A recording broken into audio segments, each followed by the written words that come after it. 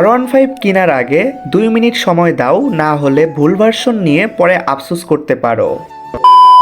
আসসালামু আলাইকুম এভরিওয়ান, কি অবস্থা সবার? আশা করি সবাই ভালো আছো। আল্লাহর রহমতে আমিও খুব ভালো আছি। আজকের ভিডিওটা R15 লাভারদের জন্য। ইন্ডিয়ান ভার্সন নাকি ইন্দোনেশিয়ান ভার্সন, কোনটা বেশি প্রিমিয়াম? ভিডিওটা শেষ পর্যন্ত দেখলে সম্পূর্ণ ক্লিয়ার হয়ে যাবে কোনটা নিলে লাভ হবে। যাই হোক গাইস, বেশি কথা না বাড়িয়ে মূল পয়েন্টে চলে যাই। প্রথমেই কথা বলবো দুইটা বাইকের ইঞ্জিন নিয়ে। দুটোই same Yamaha R15 V3, 155 CC liquid cool engine. Power price same 18.6 PS, দুইটারই কাছাকাছি, মানে পারফরমেন্স তেমন বড় পার্থক্য নেই। টপ স্পিড পিক আপ প্রায় সেম ফিল, কিন্তু আসল পার্থক্য শুরু হয় ফিচারে। ইন্ডিয়ান ভার্সনে সাধারণত ABS থাকে, আর ইন্দোনেশিয়ান ভার্সনে অনেক সময় বেশি প্রিমিয়াম ফিল পাওয়া যায়। ভালো গ্রাফিক্স এবং এটার ফিনিশিং একটু ভালো থাকে। কিছু ইন্দো ইউনিটে USD ফকও দেখা যায়, সেটি সাধারণত মডেলের উপর নির্ভর করে। এই জায়গাতে ইন্দো ভার্সন একটু বেশি এগিয়ে থাকে। লুকসের দিক থেকে দুটোই সুপার স্পোর্টি, কিন্তু অনেক রাইডার বলে ইন্দোনেশিয়ান ভার্সনে প্লাস্টিক কোয়ালিটি আর পেইন্ট ফিনিশিং একটু বেশি প্রিমিয়াম লাগে।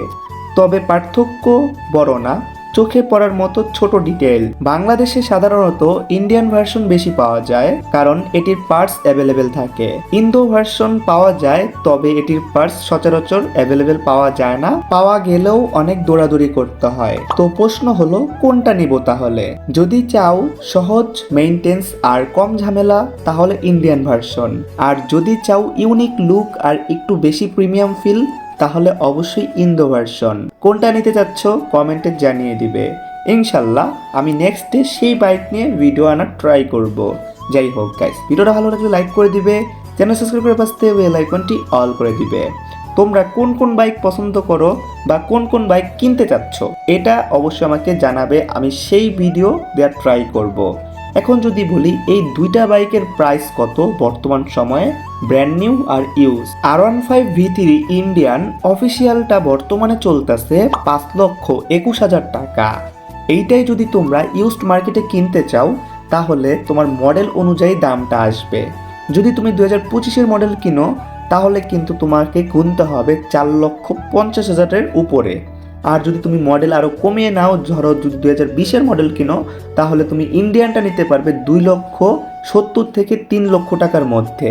এখন এটা টোটালি মডেলের উপর ডিপেন্ড করবে, এবং ডিপেন্ড করবে কত কিলোমিটার চালানো হচ্ছে। অন্যদিকে যদি আমরা দেখি R15 V3 ইন্দো, ওইটার মার্কেট প্রাইস কিন্তু 5,50,000 টাকা, যেটা কিন্তু আনঅফিসিয়াল। এই বাইকটা ব্র্যান্ড নিউ নিতে গেলে তোমাদেরকে 5,50,000 টাকা গুনতে হবে। আর এইটা যদি ইউজড মার্কেটে কিনতে চাও, মোটামুটি ভালো কন্ডিশন কিনতে গেলে 4,70,000 থেকে 80,000 টাকা গুনতে হতে পারে। যাই হোক গাইস, আজকের ভিডিওটা যারা সম্পূর্ণ দেখছো, টোটালি ক্লিয়ার হয়ে গেছো তোমার জন্য কোন বাইকটি পারফেক্ট হবে। তো আজ এই পর্যন্তই, দেখা হবে নেক্সট কোনো ভিডিওতে। সেই পর্যন্ত ভালো থাকবে, সুস্থ থাকবে, নিজের পাশে ভালো রাখবে। আল্লাহ হাফেজ গাইস।